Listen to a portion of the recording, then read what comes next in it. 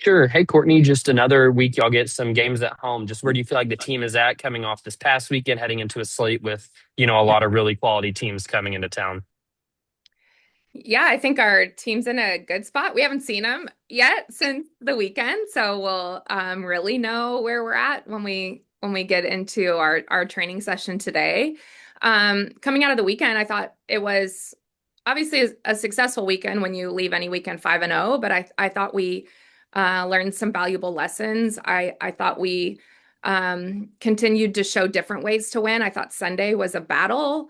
They battled elements. They battled another team that just kept throwing punches. We battled ourselves at times, and we outlasted a really good Northwestern team. And so I'm pleased with the character that revealed. There's some things we need to fine tune from that, and we'll hit that pretty hard this week. But I think we're looking forward to being home again. I think we're looking forward to the slate that we have. It's a really tough weekend, and a weekend that's going to continue to challenge us, a weekend that's going to continue to prepare us um, for the long haul. And I think we're really looking forward to the temperatures because last weekend was cold. That Sunday day, it was really cold. So we're going to have some nice weather and hopefully have a packed bogle with some sunshine. Want to focus in real quick on Brantley Bain. Of course, we heard a lot about her before the season started, and she's been, I'd say every bit as advertised, through the early slate. Has it impressed you? I know y'all were all super high on her, but has it impressed you even, what she's been able to do this early in the season? Yeah, absolutely. It's impressed me what she's been able to do.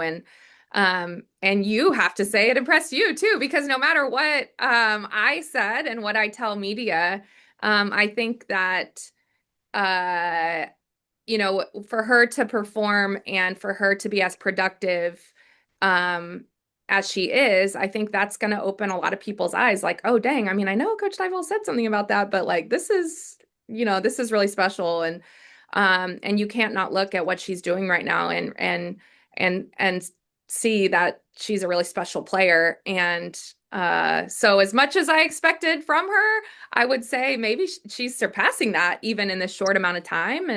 And I had really high expectations for her, but she's playing at such a high level, and um, it's not a surprise. I mean, everything I said before about her, like she works so hard. She's so intentional about what she does.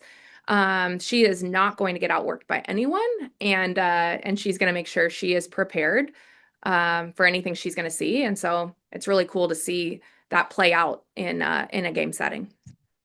Yeah, and I'll end on this one, just focusing on another freshman, Sailor Timmerman. She's been really good this early in the season. What's made her, what's she doing so well out there as a freshman to come in and have these type of outings, leading the team in ERA right now? Well, I think for her, she just trusts her stuff. I mean, she has elite stuff, so I think that's the starting point of it is like her stuff's really good.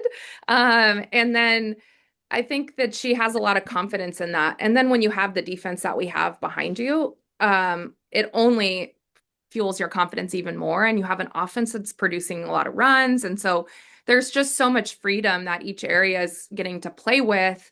And that's really huge for a freshman pitcher that, is figuring out this level and navigating that. So I think it's a combination of a lot of things. I think number one, though, she has elite stuff and she has a lot of confidence. Thank you. Mhm. Kyle?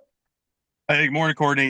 You talked about just the craziness of last week. I mean, you had a little bit of everything. You had run rules, you had the close matchup on Sunday, you had cold, you had a little league home run. But the second straight weekend, speaking of defense, like you just alluded to, the second straight one that you didn't have an error committed, as I guess the first weekend was the last time that happened. So now it's not anything new. Razorback softball and elite defense, but now you're top two in the country. And again, of all the craziness, especially on Sunday, not a single error committed. Yeah, I think we have the best defense in the country. So it's what we've come to expect. We don't expect perfection by any means, but we play a high level of defense and um, we have tremendous defenders. So I think it still surprises me, I guess, to go through a weekend like that with all the elements and not have any. And I do think that there's still some plays we could have made, like but I think it's a really good combination right now of our pitchers taking care of business and our defense just handling the ball really well, and they're really feeding off each other really nicely right now. You talked a lot about how hard Carly Davison's been working throughout the offseason to come back from that injury. And what she's doing right now, to me, just looking back from her freshman year at Utah, I know she's been with DJ longer than any player on the team, dating back to their time at Utah. So her hitting has improved. But even though she's known as a defensive second baseman, she had some struggles early in her career. But you just look at each year, you see the development, and I think that that's like something perfect you use in recruiting and those type of things. So I know y'all have preached about developing players or your whole staff has. So just talk about what she had a breakout weekend and has really had a great start to her senior year. Yeah, I mean, I would put our development up against anybody in the country. We have some stats that we can send you later, if you want some reading materials. But yeah, I think that KD, it is really great to see what she's doing right now, considering her journey, considering being out this fall. Like, she had an off-season surgery, and so just being out this fall and observing and growing when you can't be on the field, and then when it's time to go and you get the release of just going. Like, she didn't, I mean, this break, when she got the release to go full, she didn't take a day off. And then even still, like, starting the year, and she still felt like in January and starting the year, she still felt like she had some catching up to do because she missed the fall, and you miss a lot of that game experience, and you miss a lot of that live at bat experience, to where you're getting to like really work through what you're training. And just for her to stay the course too, of like just having a really good perspective. I think that's something that you can always gain from being out. And I think she really gained that this fall, is the perspective of the highs and lows of the game, and just letting the game come back to her, and just knowing that her prep was enough. I so much of it is mindset. And so, yeah, she's a tremendous defensive player that considers herself a really big offensive player. And a lot of that is what she's doing right now too. Yeah. And last one for me on I was going to talk to you about the little league home run there. I know you had mentioned it in the post game, and there wasn't a ton of clarity other than just what the umps had said to you at that time. Did you get any more information on that? I mean, I know it was just a crazy sequence of events, but have you gotten any more clarity on that in the last couple of days? No, I haven't. Okay. I didn't go back and watch it. I kind of turned the page and started getting ready for this next weekend because we have quite a slate. But Understandable. no, I haven't. I haven't gotten a report on replays. I don't know that we do in the non-con. And so it's tough. It's a good learning experience for us too, because there's just a sequence of how things went that we need to learn from, of like, if you're going to put your hands up, then you can't touch the ball until they see it. And so there's just a lot of learning experience. Obviously, we were on the right side of that learning experience. But no, I haven't looked into it more. Got it. Thanks. Mm-hmm. Eric? Coach, good to talk to you again. You? It's been a few weeks now with a tough schedule so far. What did you learn about your group that you didn't know going into the season that you needed to know playing other opponents?